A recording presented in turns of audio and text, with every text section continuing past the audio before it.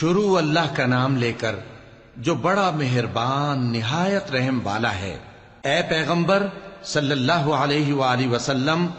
لوگوں سے کہہ دو کہ میرے پاس وحی آئی ہے کہ جنوں کی ایک جماعت نے اس کتاب کو سنا تو کہنے لگے کہ ہم نے ایک عجیب قرآن سنا جو بھلائی کا رستہ بتاتا ہے، سو ہم اس پر ایمان لے آئے، اور ہم اپنے پروردگار کے ساتھ کسی کو شریک نہیں بنائیں گے، اور یہ کہ ہمارے پروردگار کی شان بہت بلند ہے، وہ نہ بیوی رکھتا ہے نہ اولاد،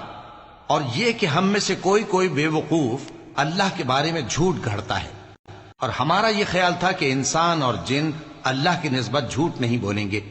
اور یہ کہ بعض بنی آدم بعض جنات کی پناہ لیا کرتے تھے تو اس سے ان کی سرکشی اور بڑھ گئی تھی، اور یہ کہ ان کا بھی یہی اعتقاد تھا جس طرح تمہارا تھا کہ اللہ کسی کو نہیں زندہ کرے گا، اور یہ کہ ہم نے آسمان کو ٹٹولا تو اس کو مضبوط چوکیداروں اور انگاروں سے بھرا ہوا پایا، اور یہ کہ پہلے ہم وہاں بہت سے مقامات پر فرشتوں کی باتیں سننے کے لیے بیٹھا کرتے تھے، اب کوئی سننا چاہے تو اپنے لیے انگارہ تیار پاتا ہے، اور یہ کہ ہمیں معلوم نہیں کہ اس سے اہل زمین کے ساتھ برائی مقصود ہے یا ان کے پروردگار نے ان کی بھلائی کا ارادہ فرمایا ہے۔